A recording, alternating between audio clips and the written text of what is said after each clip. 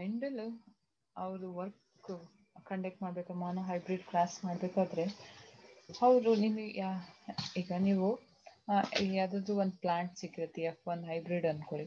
ಆ F1 ಹೈಬ್ರಿಡಲ್ಲಿ ಹೋಮೋಜೈಗಸ್ ಹೆಟ್ರೋಜೈಗಸ್ ಅಂತ ಅವ್ರು ಹೆಂಗೆ ಕಂಡುಹಿಡಿದ್ರು ಅಂತ ನಿಮಗೆ ಡೌಟ್ ಬಂದಿರುತ್ತೆ ಹೌದಲ್ವಾ.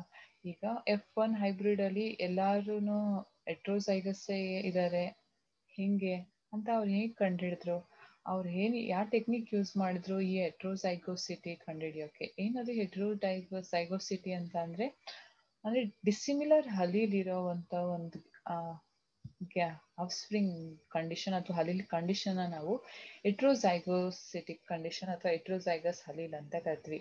ಹೆಟ್ರೋಜೈಗಸ್ ಆಫ್ಸ್ಪ್ರಿಂಗ್ನ ಇದು ಹೆಟ್ರೋಜೈಗಸ್ ಅಂತ ಹೇಗೆ ಕಂಡುಹಿಡಿದ್ರು, ಅಥವಾ ಈಗ ಡಾಮಿನೆಂಟ್ ಜೀನ್ ಇದೆ ಅಂತ ಅಂದರೆ ಅದು ಪೇರೆಂಟ್ ಏನು ಕ್ಯಾರೆಕ್ಟರ್ ಇತ್ತು, ಫಿನೋಟಿಪಿಕ್ ರೇಷಿಯೋ, ಫಿನೋಟಿಪಿಕ್ ಅಪಿಯರೆನ್ಸು ಅವ್ರ ಪೇರೆಂಟ್ ಹೇಗಿತ್ತು ಅದು ಕೂಡ ಆಫ್ಸ್ಪ್ರಿಂಗ್ ಕೂಡ ಯಾಕಂದರೆ because of the presence of dominant allele it shows the same phenotypic characteristic of parent. ಅದು ಹೆಟ್ರೋಜೈಗಸ್ಸು ಹೋಮೋಜೈಗಸ್ಸು ಅಂತ ಕಂಡುಹಿಡಿಯೋಕ್ಕೆ ಅವ್ರು 2 ಕ್ರಾಸಸ್ನ ಮಾಡಿದ್ರು. ಆ ಕ್ರಾಸಸ್ಸು ಒಂದೇ ಕ್ರಾಸ್ ಅನ್ಬೋದು, ಆ ಕ್ರಾಸೇ ಬ್ಯಾಕ್ ಕ್ರಾಸ್. ಓಕೆ, ಬ್ಯಾಕ್ ಕ್ರಾಸಲ್ಲಿ ಒಂದು ಟೈಪು ಟೆಸ್ಟ್ ಕ್ರಾಸ್. ಹಾಗಾಗಿ ಈ ವಿಡಿಯೋದಲ್ಲಿ ನಾನು ಬ್ಯಾಕ್ ಕ್ರಾಸ್ ಮತ್ತು ಟೆಸ್ಟ್ ಕ್ರಾಸ್ ಬಗ್ಗೆ ಹೇಳ್ತೀನಿ. Very very important one. Test cross ಅಂದ್ರೇನು, ಅದು ಸಿಗ್ನಿಫಿಕೆನ್ಸ್ ಏನೇನಂತ ಕೇಳ್ತಾರೆ. ಹಾಗಾದರೆ ಇವಿಬ್ರು ಮಧ್ಯೆ ಇರೋ ಡಿಫ್ರೆನ್ಸ್ ಏನು, ಟೆಸ್ಟ್ ಕ್ಲಾಸ್ ಸಿಗ್ನಿಫಿಕೆನ್ಸ್ ಏನು, ಎಷ್ಟು ಥರ ಟೆಸ್ಟ್ ಕ್ಲಾಸ್ ಇದೆ, ಏನು ಮಾಡ್ತಾರೆ ಈ ಥರ ಟೆಸ್ಟ್ ಕ್ಲಾಸ್ ಅಂತ ಬ್ಯಾಕ್ ಕ್ಲಾಸ್ ಅಂದ್ರೇನು ಅಂತ ನೋಡೋಣ. Back cross is nothing but very simple. Back cross ಅಂತ ಅಂದರೆ ಈಗ ಇಬ್ಬರು ಅನ್ನೋನ್ ಪೇರೆಂಟ್ಸ್ ಇದ್ದಾರೆ. ಒಬ್ಬರು ಪೇರೆಂಟು ಅವರಿಂದ P1 ಅಂದರೆ P2 ಅಂದರೆ ಪೇರೆಂಟ್ 1 ಪೇರೆಂಟ್ 2 ಅವ್ರನ್ನ ಕ್ರಾಸ್ ಮಾಡಿದಾಗ ಬರುವಂಥದ್ದೇ ಫಸ್ಟ್ ಫಿಲಿಯಲ್ ಜನರೇಷನ್ F1. ಆ F1 ಜೊತೆ ಎನಿ ಒನ್ ಪೇರೆಂಟ್ P1 ಅಥವಾ P2 ಇವು ಯಾರನ್ನಾದ್ರೂ ಕ್ರಾಸ್ ಮಾಡಿದರೆ ಆ ಒಂದು ಕಂಡೀಷನ್ನ ನಾವೇನಂತ ಕರಿತೀವಿ, ಬ್ಯಾಕ್ ಕ್ರಾಸ್ ಅಂತ ಕರಿತೀವಿ. ಬಂದಿರೋಂಥ ಹೈಬ್ರಿಡ್ನ ಎನಿ ಒನ್ ಪೇರೆಂಟ್ ಐದರ್ ಮೇಲ್ ಇರ್ಬೋದು ಅಥವಾ ಪೇರೆಂಟ್ 1 ಅಥವಾ ಪೇರೆಂಟ್ 2 ಜೊತೆ ಇವ್ರನ್ನ ಫರ್ಟಿಲೈಸೇಷನ್ ಮಾಡಿದ್ರೆ, ಸೆಲ್ಫ್ ಫರ್ಟಿಲೈಸೇಷನ್ ಮಾಡಿದರೆ ಅಲ್ಲಿ ಆಗುವಂಥ ಕ್ರಾಸಿಂಗ್ನ ನಾವು ಬ್ಯಾಕ್ ಕ್ರಾಸ್ ಅಂತ ಕರಿತೀವಿ. ಇದೇ ಬ್ಯಾಕ್ ಕ್ರಾಸ್. ಏನು ಬ್ಯಾಕ್ ಕ್ರಾಸ್ ಅಂದರೆ ದ F1 ಆಫ್ಸ್ಪ್ರಿಂಗ್ನ ಎನಿ ಒನ್ ಪೇರೆಂಟ್ ಜೊತೆ ಕ್ರಾಸ್ ಮಾಡೋದನ್ನ ಏನಂತ ಕರಿತೀವಿ, ಬ್ಯಾಕ್ ಕ್ರಾಸ್ ಅಂತ ಕರಿತೀವಿ. The cross between F1 hybrid and any one of its parental type is called back cross. Any one parental type ಇಬ್ಬರಲ್ಲಿ ಯಾರಾದರೂ ಒಬ್ಬರ ಜೊತೆ ಕ್ರಾಸ್ ಮಾಡಿದರೆ ಆ F1 ಹೈಬ್ರಿಡ್ನ ಅದನ್ನ ಬ್ಯಾಕ್ ಕ್ರಾಸ್ ಅಂತ ಕರಿತೀವಿ. ಇದ್ರದೇ ಒಂದು ಟೈಪ್ನ ನಾವು ಟೆಸ್ಟ್ ಕ್ರಾಸ್ ಅಂತ ಕರಿತೀವಿ. Example, the cross between F1 hybrid tall T plant and homozygous tall ಅಥವಾ ಡಾಫ್ ಪೇರೆಂಟಲ್ ಟೈಪ್ನ ರೆಪ್ರೆಸೆಂಟ್ ಮಾಡುತ್ತೆ ಬ್ಯಾಕ್ ಕ್ರಾಸ್. ಎಕ್ಸಾಂಪಲ್ ನಾನು ಇಲ್ಲಿ ಬರ್ಬಿಡ್ತೀನಿ ನೋಡಿ. ಯಾವಾಗಲೂ ಟಾಲ್ ಟಿ ಪ್ಲಾಂಟ್ ಮತ್ತು ಹೋಮೋಜೈಗಸ್ ಟಾಲ್ ಮತ್ತು ಹೋಮೋಜೈಗಸ್ ಡ್ರಾಫ್ ಪ್ಲಾಂಟನ್ನು ಕ್ರಾಸ್ ಮಾಡಿದ್ರೆ F1 ಹೈಬ್ರಿಡ್ ಯಾವಾಗಲೂ ಯಾವ್ದಾಗಿರ್ತಾರಪ್ಪ, ಕ್ಯಾಪಿಟಲ್ ಟಿ ಮತ್ತು ಸ್ಮಾಲ್ ಟಿ. ಇದು ಹೆಟ್ರೋಜೈಗಸ್ ಟಾಲ್. ಇವ್ರನ್ನ ಎನಿ ಒನ್ ಪೇರೆಂಟ್ ಜೊತೆ, ಈಗ ನಾನು ಕ್ಯಾಪಿಟಲ್ ಟಿ ಒಬ್ರು ಪೇರೆಂಟ್ ಹೋಮೋಜೈಗಸ್ ಟಾಲ್ ಪ್ಲಾಂಟ್ ಜೊತೆ ಕ್ರಾಸ್ ಮಾಡ್ತೀವಿ ಪೇರೆಂಟಲ್ ಟೈಪ್ ಜೊತೆ, ಅವಾಗ ಬರುತ್ತಾ ಆ ಒಂದು ಕ್ರಾಸ್ನ ನಾವೇನಂತ ಕರಿತೀವಿ, ಬ್ಯಾಕ್ ಕ್ರಾಸ್ ಅಂತ ಕರಿತೀವಿ. ಇಲ್ಲಿ ಯಾರ್ಯಾರು ಬರ್ಬೋದು, ಇಲ್ಲಿ ಒಂದೇ ಒಂದು ಗ್ಯಾಮೆಟ್ ಪ್ರೊಡ್ಯೂಸ್ ಆಗುತ್ತೆ ಹೌದಲ್ವಾ, ಯಾಕಂದರೆ ಹೋಮೋಜೈಗಸ್ ಕಂಡೀಷನಿಂದ ಒಂದೇ ಒಂದು ಗ್ಯಾಮೆಟ್ ಪ್ರೊಡ್ಯೂಸ್ ಆಗುತ್ತೆ. ಇಲ್ಲಿ ಎಷ್ಟು ಗ್ಯಾಮೆಟ್ಸ್ ಪ್ರೊಡ್ಯೂಸ್ ಆಗುತ್ತೆ, 2 ಗ್ಯಾಮೆಟ್ಸ್. ಯಾಕಂದರೆ ಹೆಟ್ರೋಜೈಗಸ್ ಕಂಡೀಷನ್ ಇದೆಯಲ್ವಾ, ಹಾಗಾಗಿ ಇಲ್ಲಿ 2 ಗ್ಯಾಮೆಟ್ಸ್ ಪ್ರೊಡ್ಯೂಸ್ ಆಗುತ್ತೆ.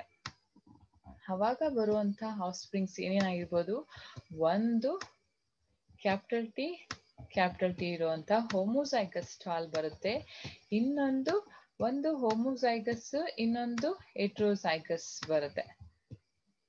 ಒಂದು ಹೋಮೋಜೈಗಸ್ ಟಾಲ್, ಇನ್ನೊಂದು ಹೆಟ್ರೋಜೈಗಸ್ ಟಾಲ್ ಬರುತ್ತೆ. ಇಂಥ ಒಂದು ಇದನ್ನ ನಾವೇನಂತ ಕರಿತೀವಿ, ಬ್ಯಾಕ್ ಕ್ರಾಸ್ ಅಂತ ಕರಿತೀವಿ. Next one test cross. Okay, test cross ಅಂದರೆ ಅದರಲ್ಲಿ ಒಂದು ಸ್ವಲ್ಪ ಡಿಫ್ರೆನ್ಸ್. ಈಗ ನಾನು ಅಲ್ಲಿ ಬ್ಯಾಕ್ ಕ್ರಾಸ್ ಮಾಡಬೇಕಾದ್ರೆ ಏನಂತ ಹೇಳಿದೆ, F1 ಹೈಬ್ರಿಡ್ನ ಹೋಮೋಸೈಗಸ್ ಡಾಮಿನೆಂಟ್ ಇರೋ ಅಂಥದ್ದು ಜೊತೆ, ಡಾಮಿನೆಂಟ್ ಪೇರೆಂಟ್ ಜೊತೆ ಕ್ರಾಸ್ ಮಾಡಿದ್ದೆ ಅಲ್ವಾ, ಅಲ್ಲಿ ಬಂದಿದ್ದು ಆಫ್ಸ್ಪ್ರಿಂಗು ಫಿನೋಟಿಪಿಕಲಿ ಇಬ್ರು ನೋಡೋಕೆ ಒಂದೇ ಥರ, ಇಬ್ರು ಟಾಲೆ, ಒಂದು ಹೋಮೋಸೈಗಸ್ ಟಾಲು, ಇನ್ನೊಂದು ಹೆಟ್ರೋಸೈಗಸ್ ಟಾಲು. ಇಲ್ಲಿ ಈ ಕ್ರಾಸ್ ಅಂತ ಅಂದರೆ the crossing of the F1 hybrid with the recessive parent. ಯಾರ ಜೊತೆ ಕ್ರಾಸ್ ಮಾಡ್ಬೇಕು ನಾವು? ರಿಸೆಸಿವ್ ಪೇರೆಂಟ್ ಜೊತೆ ಕ್ರಾಸ್ ಮಾಡೋ ಒಂದು ಕ್ರಾಸಿಂಗ್ ನ ನಾವೇನಂತ ಕರಿತೀವಿ? Test cross. Very important one. What is test cross ಅಂದ್ರೆ the cross between F1 hybrid with the recessive parent.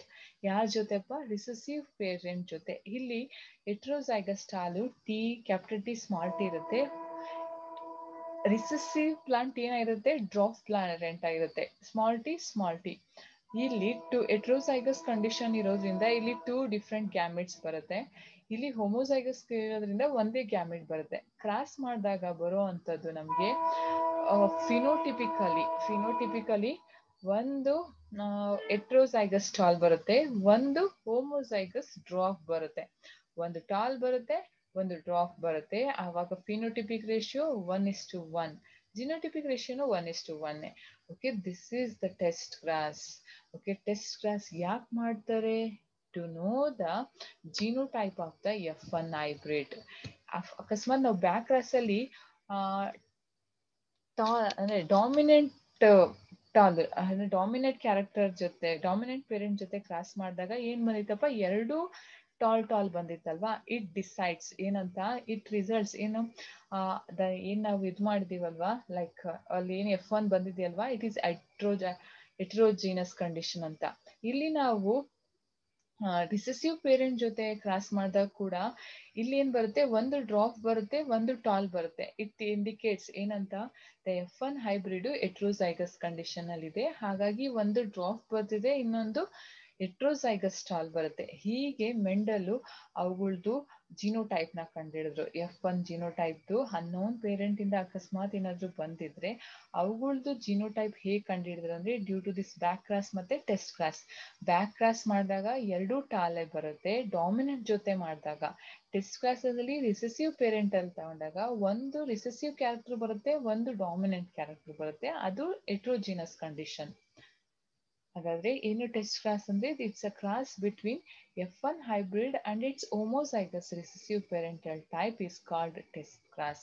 Example, the cross between F1 hybrid dominant tall pea plant, this is capital T small t, and the recessive drop parent, that is pea plant, TV small t ಜೊತೆ cross ಮಾಡಿದಾಗ ನಮಗೆ ಬರುವಂತದ್ದು ಒಂದು ಹೆಟ್ರೋಜೈಗಸ್ tall, ಇನ್ನೊಂದು drop plant. Okay, significance ಏನು?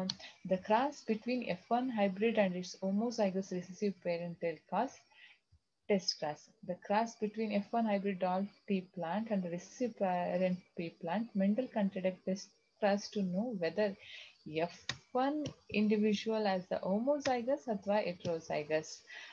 Particular character ಏನಿರುತ್ತಲ್ವಾ ಅದರಲ್ಲಿ homozygous genotype ಇದೆಯಾ, ಹೆಟ್ರೋಜೈನಸ್ genotype ಇದೆಯಾ ಅಂತ ಟೆಸ್ಟ್ ಮಾಡೋಕೆ ಈ ಟೆಸ್ಟ್ ಕ್ಲಾಸ್ ಅನ್ನ ಅವ್ರು ಕಂಡಕ್ಟ್ ಮಾಡಿದ್ದು. ಅಂದ್ರೆ ಇಫ್ F1 ಇಂಡಿವಿಜುವಲ್ ಇಸ್ ಹೆಟ್ರೋಜೈಗಸ್ ಇದ್ರೆ ಆಲ್ವೇಸ್ PR ಅಂತ ಅಂದ್ರೆ ಫಿನೋಟಿಪಿಕ್ ರೇಷಿಯೋ ಏನ್ ಬರುತ್ತೆ? 1:1 ಬರುತ್ತೆ.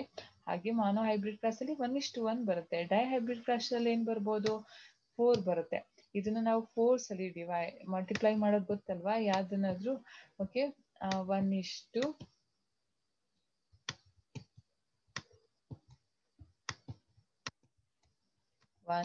ಇಂಟು ಮತ್ತೆ ಇನ್ನೊಂದು 1 ಮಲ್ಟಿಪ್ಲೈ ಮಾಡಿದಾಗ